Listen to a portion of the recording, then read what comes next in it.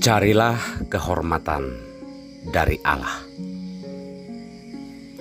Inilah sampan bersama saya, Pater Domikesi, SVD. Bapak, Ibu, Saudara-saudari terkasih, kembali sampan menyapa Anda sekalian dimanapun saat ini Anda berada. Semoga mendapati Anda dalam keadaan sehat dan diberkati dalam segala usaha. Saudara-saudari terkasih, saya teringat tahun 90-an saya duduk di sekolah menengah pertama. Hampir 3 tahun saya merayakan misa mungkin tidak sampai 10 kali. Alasannya adalah saya merasa malu karena tidak mempunyai celana atau bruk panjang untuk dipakai ke gereja. Tren pada zaman itu adalah ketika sudah SMP, orang sudah memakai celana panjang. Saya tidak ke gereja karena tidak memiliki celana panjang tersebut.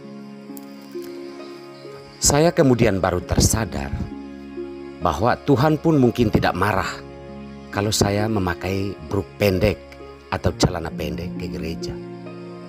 Itu hanya perasaan manusiawi saya.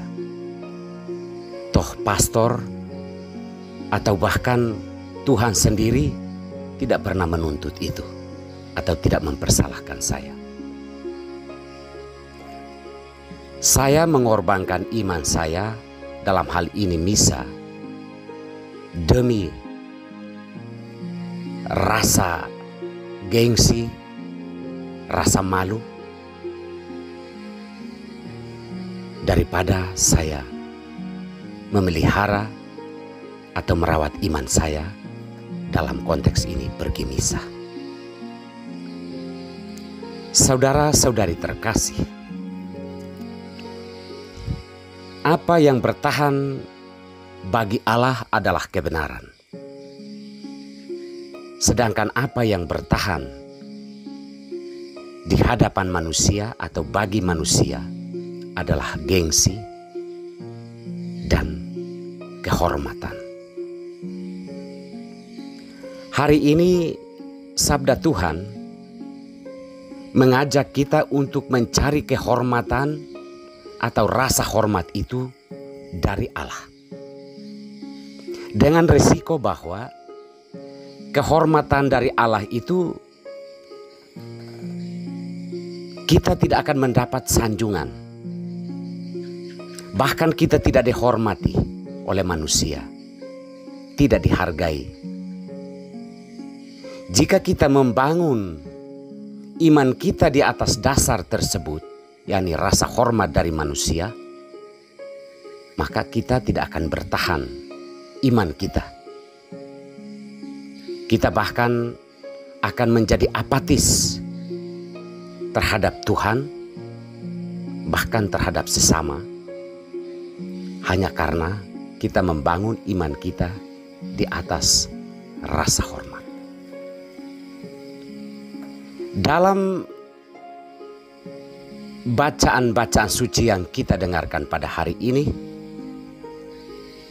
Allah mau mengajak kita untuk kembali membangun rasa hormat itu, membangun iman kita itu di atas mencari kehormatan dari Allah, bukan dari manusia. Dalam bacaan pertama dikatakan bahwa bangsa Israel cepat sekali menyimpang dari kebenaran Allah. Mungkin karena tidak kelihatan, tidak tersohor, dan juga tidak dipuji. Mereka membangun patung-patung lembu dari emas dan menjadi objek sembahan mereka. Begitu mudahnya mereka melupakan perjanjian dengan Tuhan dan menegarkan tengkuk mereka terhadap kebenaran dari Allah. Mungkin objek-objek penyembahan berhala itu lebih menarik.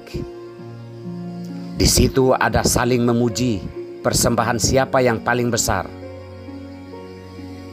Di situ mungkin bisa terukur siapa yang memiliki kedudukan,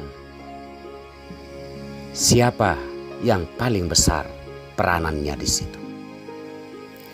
Maka kita bermain atau bangsa itu bermain dalam praktek iman mencari hormat dari manusia. Dalam bacaan Injil, Yesus mengatakan bahwa Yohanes adalah pelita, namun orang-orang menikmati cahayanya hanya sebentar saja. Yohanes adalah pewarta kebenaran, dan orang-orang mau menikmati kebenaran itu hanya sebentar saja.